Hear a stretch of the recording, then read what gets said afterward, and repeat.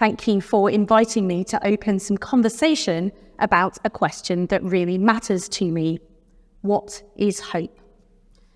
I want to start by asking you to bring an image of hope to mind. What represents hope for you? If you're not a visual person, is there a short sentence that perhaps captures hope for you? I want to invite you to hold this in mind as I'm speaking this afternoon.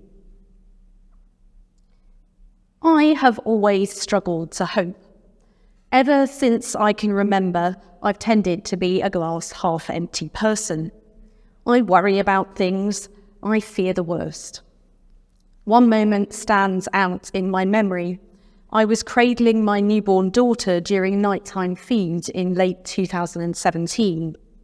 As I gazed at her and stroked her delicate forehead, the likely effects of recent political upheavals and the fast-developing climate crisis struck me, and I began sobbing wildly. What life could she hope for?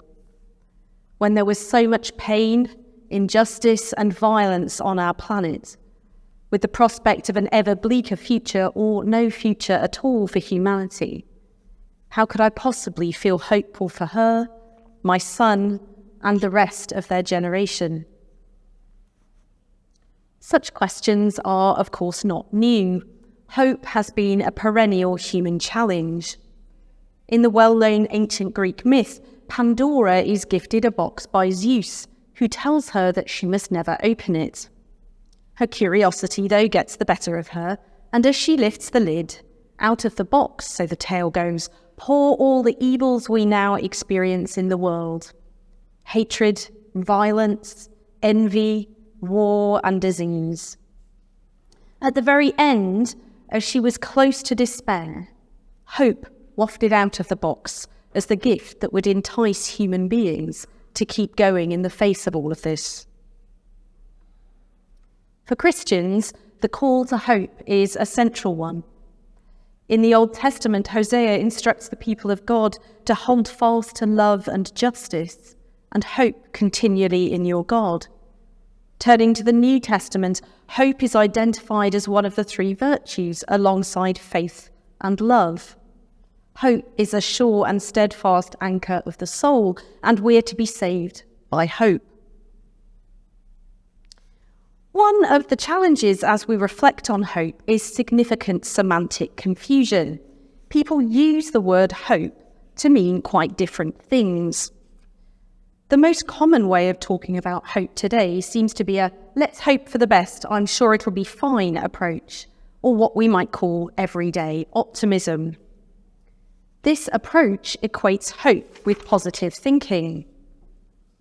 And the self-help industry teaches us to believe that if we're only positive, hopeful enough, we can have or achieve anything we want. Another approach is to focus our hope intensely on one particular thing. We can fixate on a particular medication, politician, or technology, idealizing it as the perfect solution to all the fear and problems we're experiencing. Both of these approaches to hope have come under fire recently.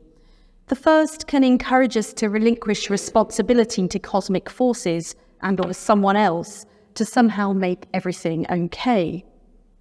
Climate activist Greta Thunberg's criticism in a 2019 speech was stinging. She said, "Adults keep saying we owe it to the young people to give them hope. But I don't want your hope. I don't want you to be hopeful. I want you to panic. I want you to feel the fear I feel every day, and then I want you to act." The other type of hope that fixates on a particular solution can result in extreme ideologies and action or misplaced idealization. So how then might we better understand hope? Hope fundamentally is rooted in a sense of a gap between how things are now and what we desire them to be. There's also an element of uncertainty to hope, as well as longing. It depends on not being sure that what we want will occur. which means that fear and anxiety are part and parcel of hoping.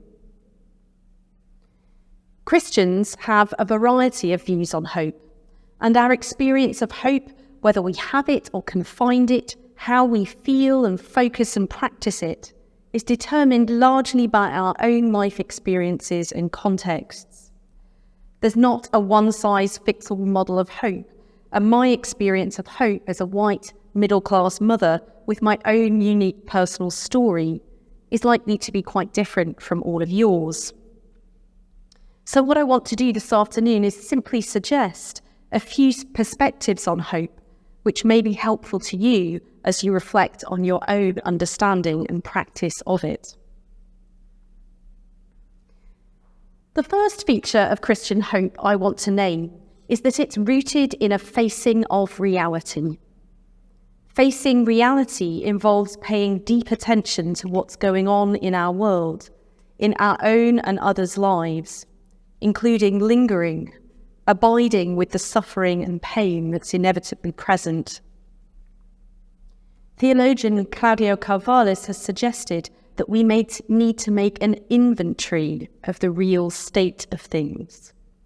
We need to look at how things are, stare deeply at our world with a forensic eye. And 21st century reality does not make this easy. The news offers us a 24/7 diet of crises, concerns and conflicts that are killing hundreds of thousands of people and threatening human and planetary well-being. Long gone are the heady days of the late 20th century, when many assumed that humanity was inexorably moving towards a better future.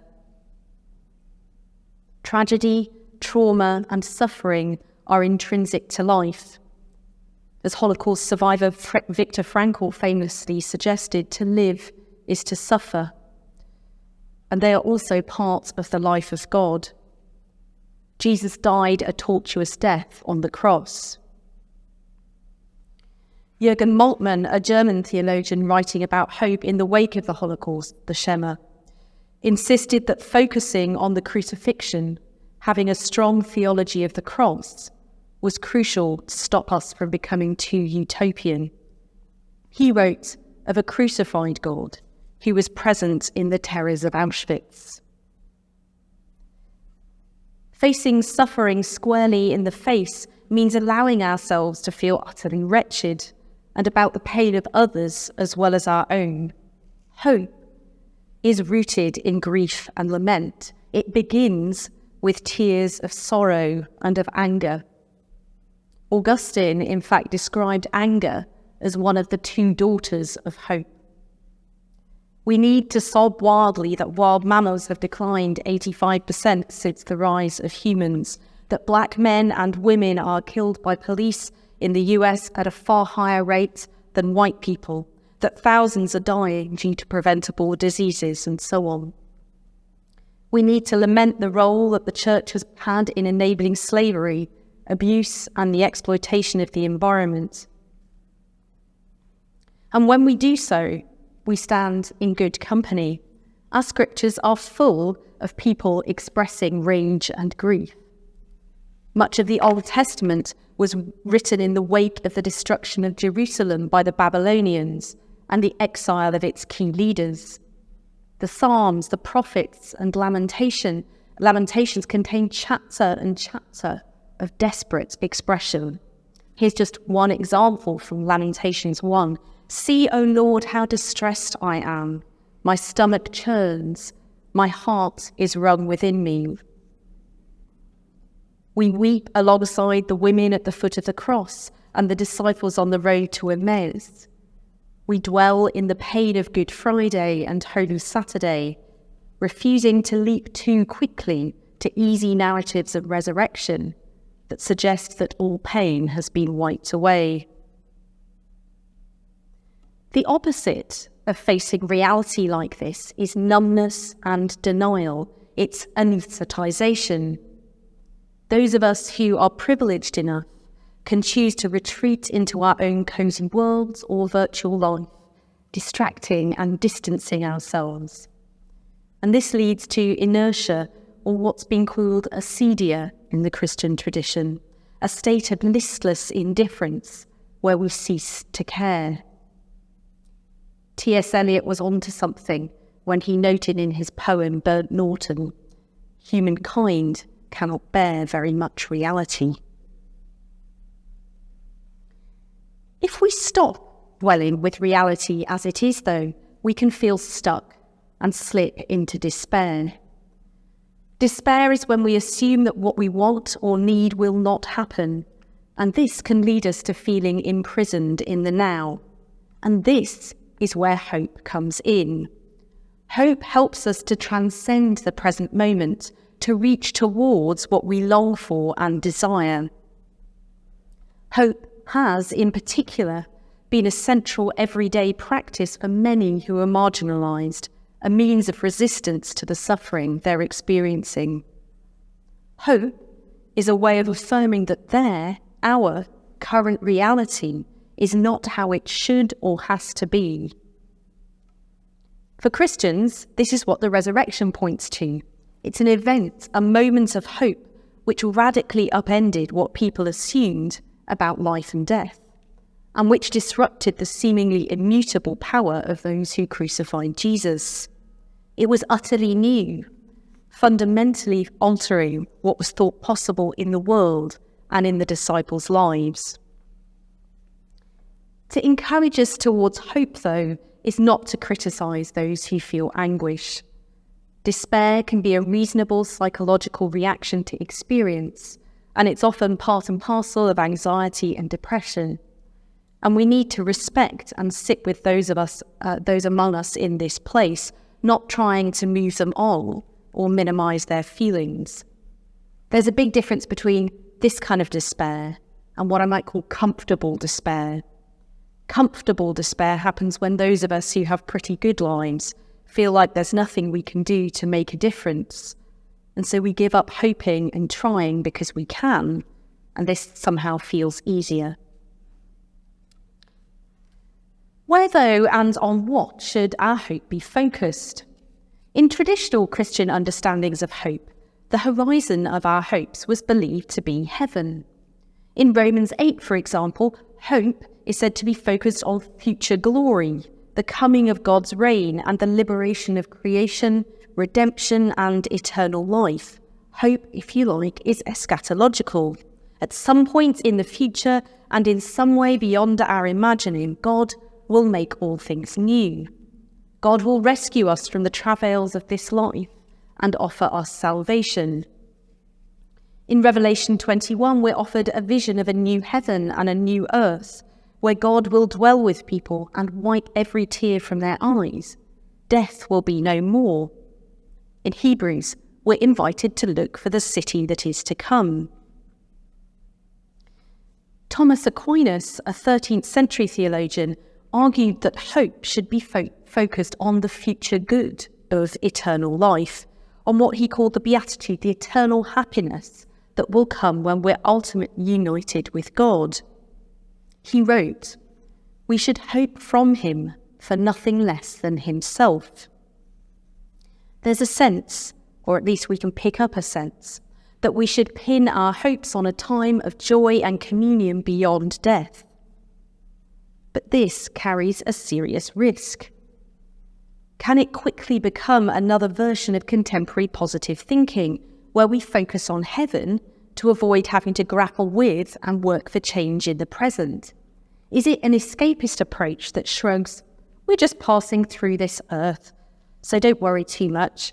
All that matters is that we're saved after we die"? Following the horrors of the Shema Holocaust, theologians could not ignore this risk any longer.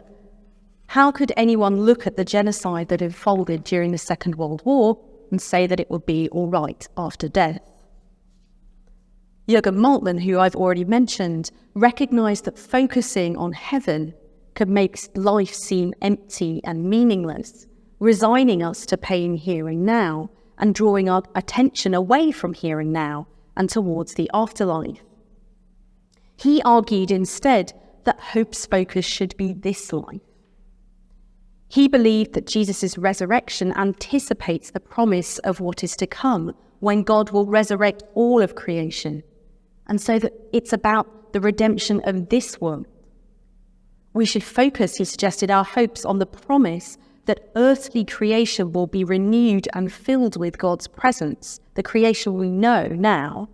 And so hope becomes about how we should live now in the light of God's promised future, rather than about some faraway end times prediction. And Moltmann, although very influential, was not alone.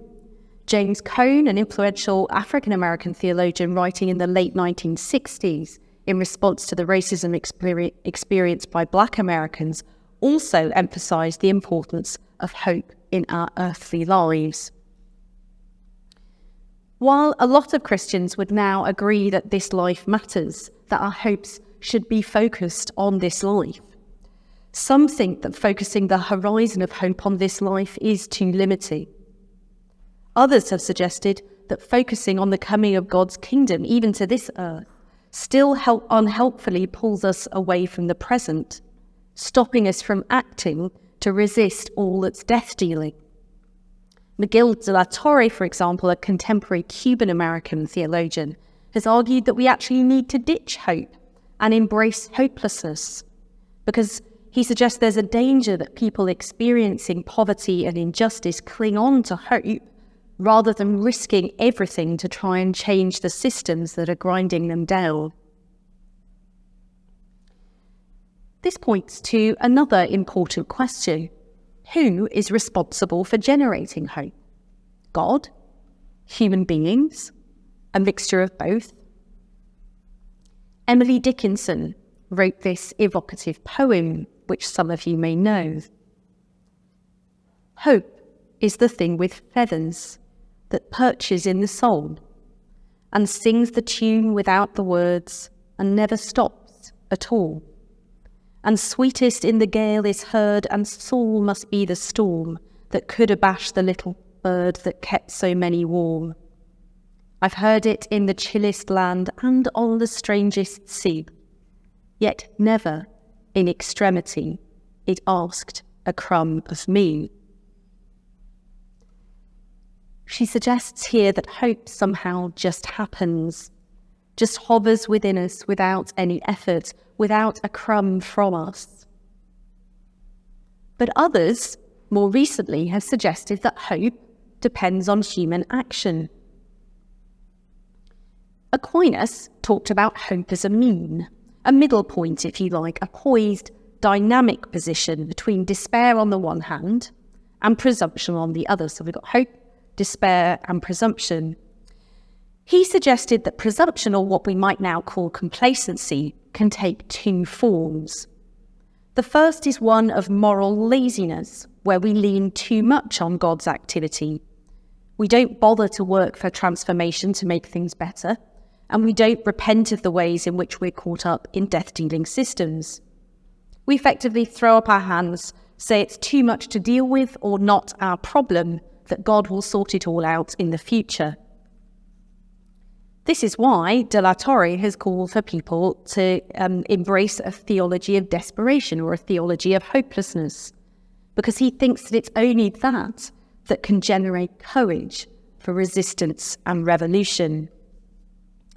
He, among others, believes that hope in a future that never comes inhibits radical critique of current unjust political and economic systems. Hope can encourage us to patiently endure, to boast in our sufferings, because Paul tells us in Romans 5, right, that suffering produces endurance, and endurance produces character, and character produces hope. So that might encourage us just to sit with it, bear whatever we're bearing, because it leads to hope, leading us to accept current evils rather than tear them down. He suggests then that we need to abandon hope and turn despair into anger, so that life, especially for those being marginalised and terrorised, starts getting better. I agree with de la Torre that human action is crucial, but I guess where my experience differs is that I found that action is in fact a crucial part of hoping.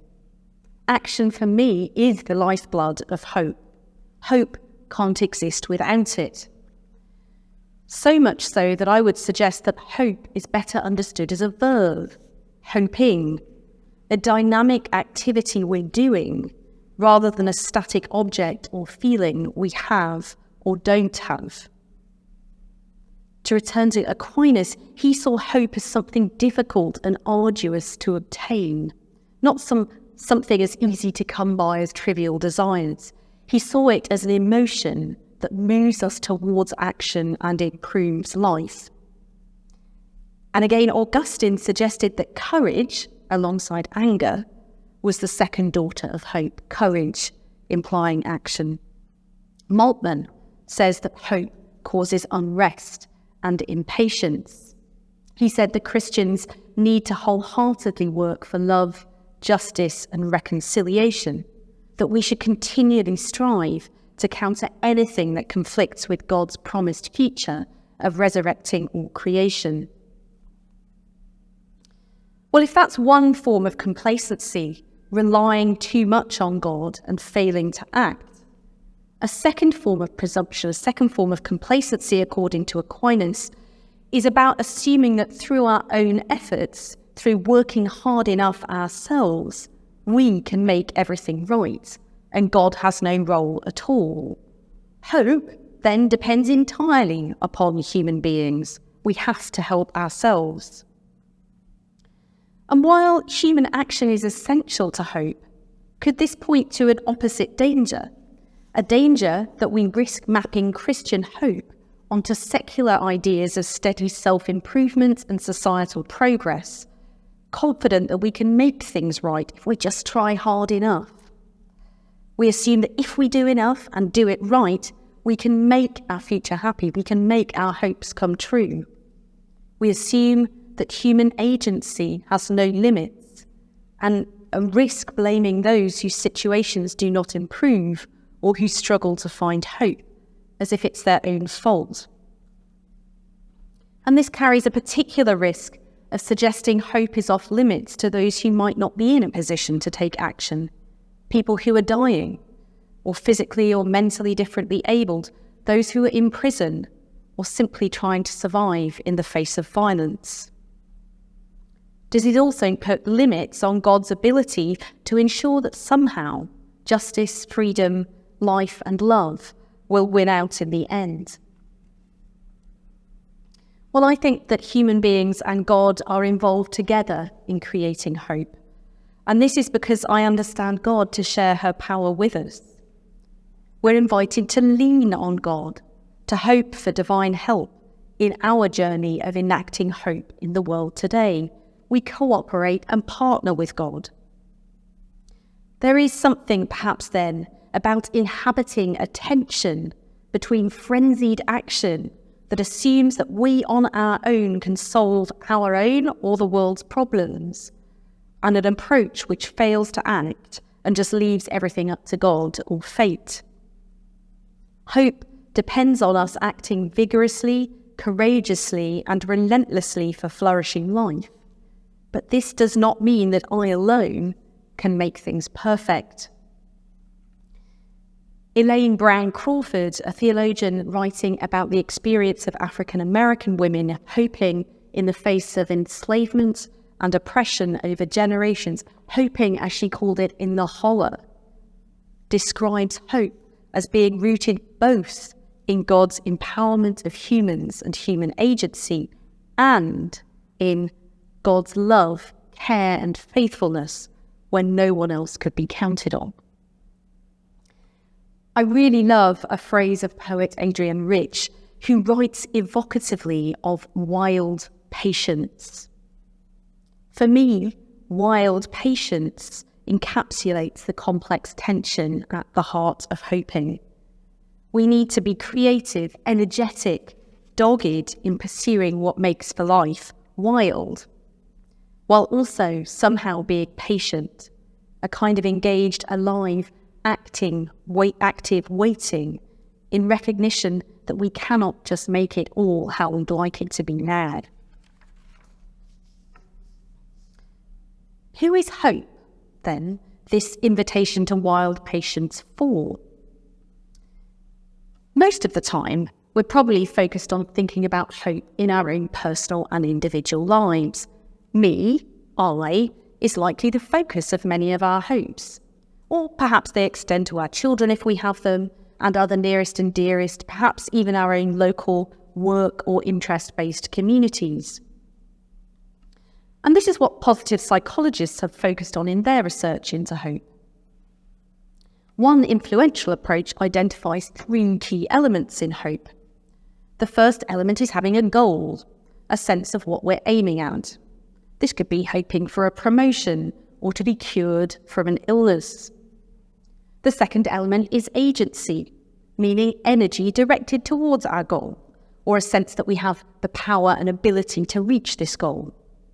This is the I can do this self-talk, something that's more or less easy for us depending on our background and whether we've been led to believe in ourselves growing up. So we've got a goal, we've got agency, and the third element of hope in this model is pathways, meaning the planning of specific concrete actions to meet these goals, which might involve, in the case of the goals I mentioned, like getting a promotion, working long hours, or if it's for a cure from an illness, entering a clinical trial. That's your pathway. Feeling hopeful, they found, helps us to act. It's positively motivating, and acting in turn, experiencing agency and pathways towards our goals, helps us to feel more hopeful. So hopeful thinking, hopeful emotions, and hopeful actions are mutually reinforcing.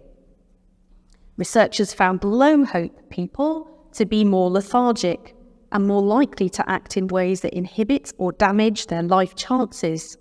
High hopers tend to be more flexible and persist. And neuroscience has revealed that this is all self-reinforcing, right? Our brain's wiring gets settled into hopeful or less hopeful pathways. So all of that's to say, when we think about hope, it's usually about me. We usually have hopes for ourselves, and hoping personally benefits the hoper. Hoping is good for our mental health, being correlated with higher well-being, higher achievement, and so on. But when we pause to think more deeply, we start to see that what we hope for needs to be about and for us, understood in a much broader way than just about me. Hope needs to have love added to it, so that we hope for our neighbour as we do for ourselves. Our lives are intimately interwoven with those of everyone else and the very life of our planet. We're intrinsically intertwined, enmeshed, entangled, porous. We're interdependent. We belong to a complex, ever more complex as we're discovering, ecological web. And so what we hope for, the object of our hope, should be focused on peace, justice, and the flourishing of all of creation, the good of all other people, creatures, insects, plants, rivers, fungi, our atmosphere, and so on. Gabriel Marcel suggests rather beautifully that all hope is at bottom choral. All hope is at bottom choral. And theologian Anupama Ranawana, who I think gave a talk here recently, has challenged those of us living in the West to turn from self-indulgent despair over future climate breakdown, here's that comfortable despair again, to rage on behalf of those already facing the raw effects of climate change. It requires real determination to keep the focus of our hopes this expansive, as our hopes are shaped and managed by powerful vested interests and corporations, encouraging us to keep our hopes focused on that latest fashion item or extravagant holiday. And what we should hope for may not necessarily what seems best for me or us, understood in a narrow sense. Many of us actually need to be hoping to own less, to do, eat, and have fewer of certain things that we currently cherish. What's more, hope needs to be held and practiced by a collective. I cannot hope in isolation. Those who tend to be high in hope have had close bonds to caregivers in early childhood and go on to form strong attachments to others when they grow up. Secure attachment is crucial to our mental health and well-being. If we feel held, safe and connected as a child, we develop a capacity to hope, regardless of what's going on around us as we grow, and this usually persists mostly throughout life. This said, there's always also need for friends, colleagues, fellow disciples, family to carry hope for us, to practice and seek to enact hope when we find it impossible to do so. We're all frail and fallible, and hope depends on relationships and connections with others and God, not just on our own resources. Hope, if you like, puts faith in others. It puts faith in others and in God. Hope is a dynamic relational activity, not an individual possession. And so community, collectivity, connection, togetherness are watchwords of hope. We need to help each other to hope well and to act hopefully. And hoping together has been shown, in turn, to make communities healthier, happier, and more inclusive. There's one last question surrounding hope that often rears its head that I'd like to touch on this afternoon. Is hope something we're born with, or perhaps gifted by God? Or is it something we work at to cultivate? Is it an inbuilt emotional disposition towards the world, or something we can practice, a bit like building muscles through exercise? For Aquinas, hope was what he called a theological virtue, one that's aimed at God and which God infuses in us or gifts us. But he did say that we could also hope for things which help us towards union with God, such as health or friendship. And in this sense, hope is something that we can cultivate. We can develop good habits of hoping. We can hone our hoping. We need to learn how to hope and what to hope for, as well as when to hope. For American ethicist Ellen Ott Marshall, we need to practice hope in granular ways through small, difficult exercises. And she talks about this as a spiritual discipline of cultivating hope. I've already talked about quite a few ways in which we can cultivate hope, in which we can practice it. And I just want to draw out a few of these now. The first is in the sphere of the imagination. We need to dream of a world where there's justice and peace, where all can flourish, and where we're living symbiotically with other people and within wider creation. We need to imagine ways of being and living and working together that break out of the confines of our business-as-usual approach to things, that help us to think beyond our current economic systems, political approaches, and our detached and distorted relationships to other people and nature. If we're used to being marginalised, we're invited to imagine ourselves at the centre. Imagination is crucial to avoid constricting our hopes to what already is. And theologian David Neuheiser puts it rather beautifully. Hope is nourished when raised from a crystalline future glimmer in the fissures of everyday reality. Hope loosens our grip on what is comfortable and familiar, pressing us to imagine unpredictable possibilities. What he's trying to say here is imagining starts to change things. It shifts us, nudges us, and imperceptibly then alters how we relate to and act in the world around us. It motivates our action towards that vision. This isn't to say that we always need a clear goal for hope. We can hope in an unknown future.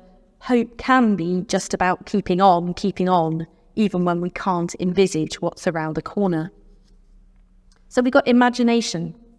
A second crucial practice which helps us to cultivate a healthy hope is paying attention, really noticing what's happening in our communities and world.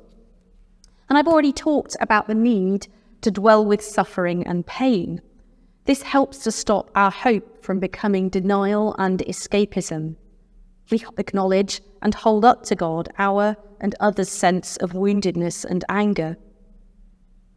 It's also important to notice what is beautiful and joyful, because this can enliven and motivate us. Do we name joyful moments of connection with God and others? Glimmers of justice and love? I was given The Book of Delights by Ross Gay a while ago. Thoroughly recommend it. And it's been a source of revelation and delight. In it, Gay narrates micro stories of joy in his daily life. Each one's just very, very short. One of them is about the sheer delight he experienced in having coffee from a cup without a saucer. Many of them are about him bumping into people, moments which he's found to sort of really bring out our wonderful entanglement with others. I try to read one of his mini stories every day to tune into his attentive frequency. And I have a journal in which I write down a nugget of joy every day, many of which are about connecting with other people, with nature, connecting with myself sometimes. I recently lay on a patch of grass covered in daisies for a few moments in the sunshine. A silly thing, but it made a big difference.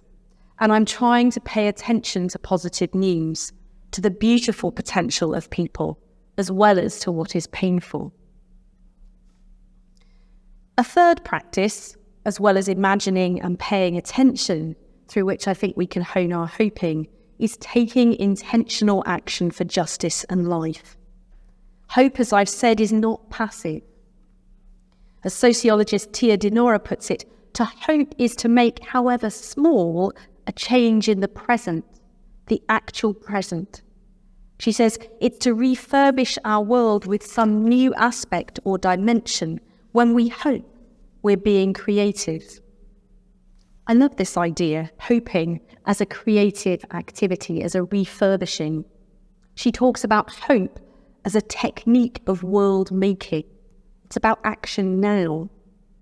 This could be anything from a protest for climate justice or for a ceasefire in Palestine, Israel, to small everyday actions such as buying fair trade or checking in on an isolated neighbour. All sorts of different actions are necessary, and different people, places, issues and contexts call for varying and multiple concrete steps. Hope is practical and pragmatic. Taking intentional action is the difference between wishing and hoping. And significantly, the more we act, at least in my experience, the more hopeful we tend to feel. Finally, we can grow our hoping by seeking out and nurturing community. We hone hope by connecting with others, by inhabiting togetherness, something which our increasingly atomized world makes difficult. We're often so rushed from one thing to another, busy producing, and caught up with like-minded people in our social media bubbles, that spending time with real, embodied, messy others who can both challenge and carry us can get squeezed out or feel awkward.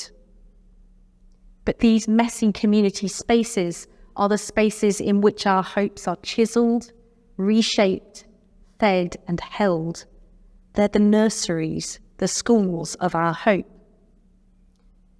Our churches, our worship, can at their best offer these spaces. Through listening to and supporting one another, having our imaginations nourished by Scripture, sharing bread and wine together, we can encourage one another towards healthy, active and resilient hope. Hoping is hard. As poet Rosemary Warmold Trauma puts it, hope has holes in its pockets.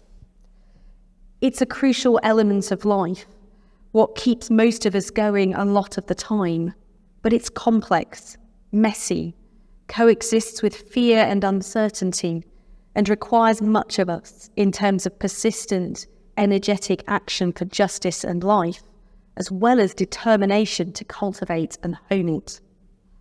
Ott Marshall suggests that hope is about choosing to believe in the preposterous assertion of beauty amidst tragedy. And she says it's something we need to defend each and every day.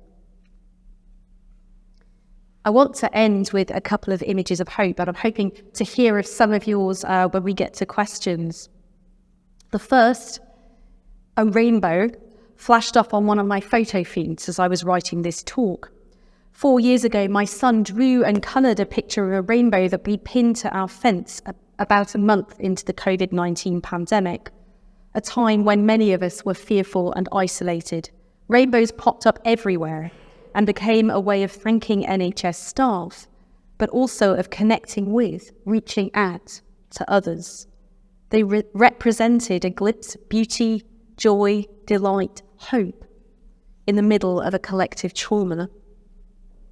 The second image I want to leave you with is of planting a tree, an act of hope, as described by Father Azariah Franz Williams in his poem Tree. In it, he talks about the hope which faces reality hard on, acts to nurture life in the face of death and devastation, knows the importance of relationship, and hopes beyond hope for a future in which all of creation can flourish. This is the poem. If the world ended tomorrow, I would still plant one tree, betrothed to beloved earth as I bend on one knee. Before I say I love you, I offer my apology. I commit to you. I pray you won't abandon me. Thank you.